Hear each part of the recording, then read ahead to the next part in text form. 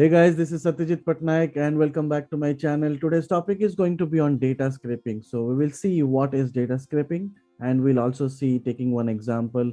We have taken one website, 1mg.com. So we shall be doing some data scraping activities today. So let's get started.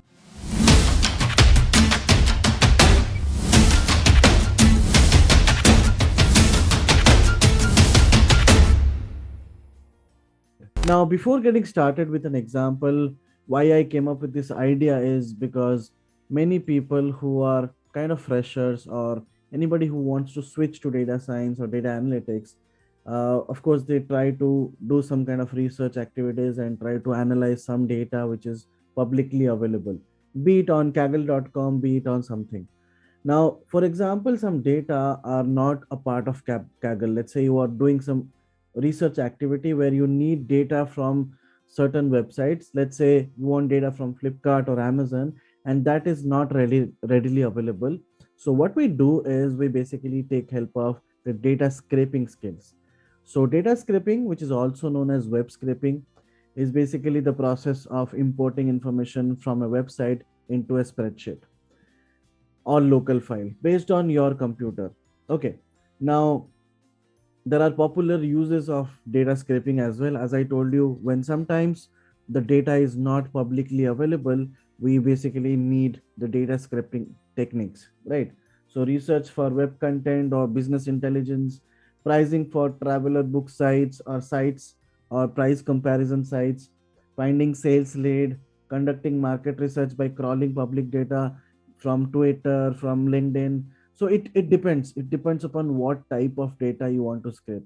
Based on your research activity, if the data is not publicly available, we have to sometimes scrape data, right? Let's say you're working on a wine classification use case and you don't have enough details of wine, or else you are working on some jobs database or jobs related some functionalities. Let's say you want to extract jobs and try to match it with some existing resumes. You don't have enough jobs with you. So what we do is we basically scrape data from Naukri, from LinkedIn, from Indeed.com, from various sources, right? And then we collaborate it and then start working on it. So this exercise will help you out with understanding about the data scraping skills. Now here you can see the first line. I have imported requests. That means I'm going to take requests from the website and I'm going to pass it on the information and capture the information basically. So here I'm using Beautiful Soap. Those who don't know about Beautiful Soap, you can probably check out this link. I will also send out this link to in the description below so that you can check it out. Beautiful Soup is a Python package for parsing HTML and XML documents. It creates a parse tree for parsed pages that can be used to extract data from HTML. Now, what I have done so far is a very basic example of one of the websites where I'm trying to scrape data. Of course, the same technique might not work in your case because there are multiple scenarios of web scraping, multiple issues which we face. Now, that's the reason I'm coming up with multiple videos. I'm also planning to have some 1 hour or 2 hours live sessions on web scraping so that people can ask out more and more doubts related to web scraping. Okay, let's get started, guys.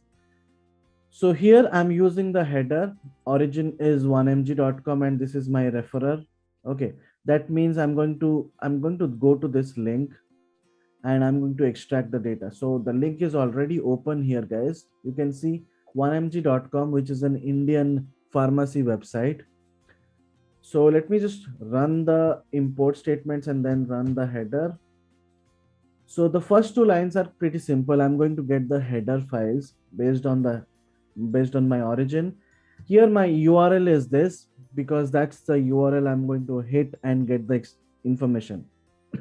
So the only drawback in web scraping is that if you have multiple pages of vitamin C, let's say page 1, page 2, page 3, so the URLs might not be the same, right? For this one, the URL is vitamin C 734. For the next one, it could be 735.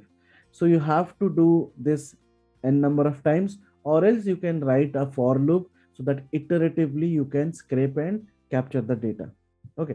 So here I'm doing request.get That means I'm checking whether my HTML is able to, I'm able to fetch or not. So I'm passing the status code, which is 200. Status code 200 means everything is okay. If I get some errors, it could throw you a 403 or a 404 error, right? These are the various HTML or the HTTP error codes, right? 403 is forbidden, 404 is not found. In case you get those errors, that means the site is not accessible, or else the site is not allowing you to get a response from it. Okay. For the time being, we are getting 200, which is quite good. So here I'm creating a base object. I'm calling my soup method, soup library, and then I'm passing the HTML.content. And this is how my object looks like. Now in the next step, what I'm doing is I'm just trying to find all the divs. What is divs? If you go to the website and press F12, if you're using Windows, you will get the developer console, right? So you can see the divisions, the div IDs. So here I'm finding all the div IDs with item prop as name. I have copied this code from one of the blogs. I will also share the blog details with you so that the owner gets their, I don't want to tell that it's my own code, right? I have copy pasted it, but maybe the blog was written quite long back, so that's the reason the code wasn't working. So you can see if I run this, I'm not getting any results. The result is an empty list because maybe the website has changed over the period of time. So you can see item prop. If you just start searching item prop, you can see item prop name. It's under the meta tag, under the div. So basically there is some structuring mismatch. That's the reason I'm not able to fetch the data. So what I'm going to do is I'm going to use the native approach or the basic approach which everybody follows. So let's say I'm going to click, let's say I want to capture the medicine names, the medicine, how many tablets it has, and the MRP for the time being. Ratings and all we can also capture. So let's say what I'll do is I'll click on here and I will click on inspect. You can see in the inspect,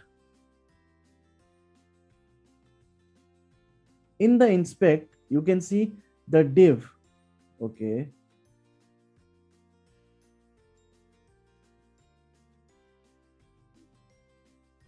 Okay. So when I'm doing inspect, you can see this is my div class style pro title or something like that, 2QJY. So I will just note down this value, which is, I will just create a code. I'll note down this value. Now I will also recheck with the different products, the second product. I have some issues with my mouse. When I click once, it clicks twice. So here we have for the second product, which is pro title 2QWJY. Okay. So basically these are the class names, but originally you can see they are all present under the product description 2XAG0. If you want to verify it, you can verify it as well. You can see this one, product description 2XAG0. So here I'm passing that from all the div, find all the divs, wherever you find this class name, I want to extract the name and try to append it in the product name list. So if I run this code and if I run product name, you can see all the product names has been scraped. We have captured all the product names. Now the next part is going to be the attributes. How many tablets does it has and all those things. Similar approach here, bottle of tablets. It's a hit and trial, guys. I mean, if you are not finding it difficult to identify what to do and what not to do, so you can just hit and trial. You can just copy this code and see, are you able to get the size or not. So if I have just taken the same style pack size 2JQG7, where we have the bottle of 60 tablets and all those things. If I run this, and this is how my pack size looks like. Now you can also check the length of it. The length of it should match with the total number of products in that page. You can see in this page, we are seeing 1 to 40. That means we are seeing 40 products. And while scraping, we have 40 products as well. That means we are going in the right direction. Okay. Now the next part is going to be MRP. Again, same approach. I click on MRP, right click on MRP and then inspect. Here you can see this is where my MRP looks like, and this is my class tag. You can see I have just copy pasted the class tag C0XYC. Here what I'm doing is I'm just doing some NLP concept, simple, because the tags, you can see we have all the numbers tagged with a rupee symbol, right? That this symbol. So we want to extract this symbol as well. So I'm just replacing this symbol with nothing. So if you just do this, then this is how the data looks like. Now I have three different lists. What I'm going to do is I'm going to create a dictionary. From that dictionary, I'm going to add the keys and the values. So keys are going to be my product name, my size, and my MRP, and the values are going to be the list values. So I have created a dictionary, and then what I'm doing is I'm importing the pandas library and then calling df equals to pd.dataframe. Here I'm passing the dictionary and I'm telling that these are my column names. Okay, if I run this, my data frame is created. If I do df.head, you can see all my data is present. So this is one of the techniques how we can do web scraping. And again, this is just on the 1mg.com website. If you want, you can just iteratively run this process and try to extract as much products as possible. And then you can start analyzing the data. The main motive of data scraping is to get data from some website which data is not available publicly, and then start analyzing it so that we can do some kind of data analysis activities, right? So accordingly, I will come up with some other web scraping tutorials as well, in case you have a requirement that, hey, I want to scrape flipkart.com or amazon.com or some other websites. Can we do that, sir? Can you come up with a video on that? Probably comment it out in the video section, in the videos comment section, and I will come up with a video for that as well. So that's it from my side, guys. Thank you. I hope you enjoyed the session, enjoyed the video. If you enjoyed, please like, share, and subscribe the channel, and please hit the bell icon if you haven't done yet. Thank you. Bye bye.